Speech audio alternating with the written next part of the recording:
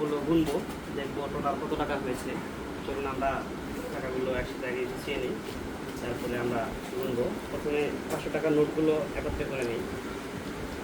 তো মনে হচ্ছে অনেকগুলো 500 টাকার নোট আছে। সবগুলো টাকা আমার কাছে চুরি করে নিচ্ছে, চুরি করে করে এগুলো জমাইছে। আল্লাহ, এগুলো টাকা কখন কখন নিচ্ছে আমার পকেট থেকে? তোমার রিসেন্টলি নেওয়া।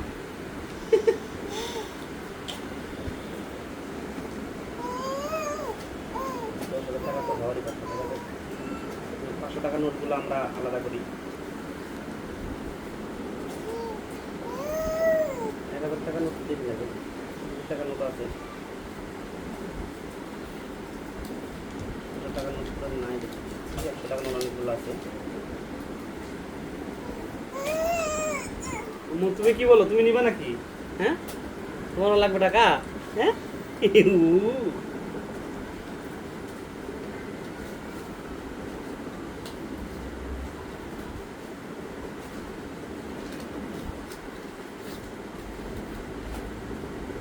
কি কষ্ট পাচ্ছ নাকি এটা ভাঙছি যে? হ্যাঁ, না বেশি টাকা হবে না রে, 10,000 টাকা মনে হবে না।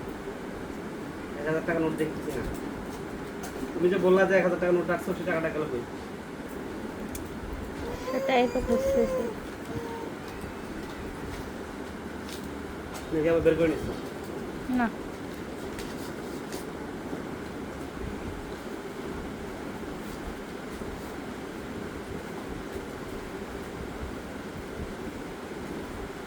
সব 100 টাকার নোট, 10-20 টাকার নোট, এগুলো সব 500 টাকার নোট। ও মা, 500 টাকা আরেকটা আছে।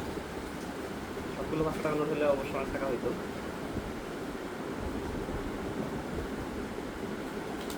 তো যা হয়েছে মনে হয় আমাদের জন্য খারাপ হয়নি। 5,000 টাকার উপরে হবে, 10,000 টাকার কাছাকাছি হওয়ার কথা। দেখা যাক শেষ পর্যন্ত কত টাকা হয়।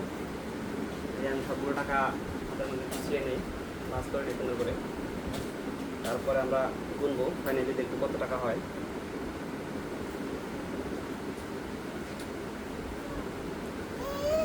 কি আম্মু, তুমি কি দেখো? আমার মেয়ে দেখতেছে আমি যে টাকা গুনতেছি, সে দেখতেছে, মজা পাচ্ছে সে। মাঝে মাঝে সে আমাকে ডাকতেছে তার ভাষায়।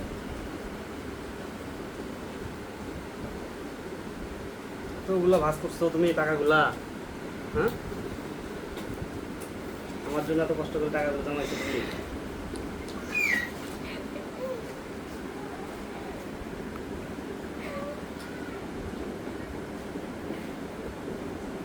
তুই 1,000 টাকা নোট দিতে বললা আছে, সেটা কই গেল? আমি তো ঢুকেছিলাম। বইলা কে নিল? 1,000 টাকা নোট কে নিল? বলো তো, ক্যামেরার সামনে আছে, নিশ্চয় তুমি বলতে আমি নিছি। পড়ছে নাকি রে আশেপাশে? দেখো। না কইছো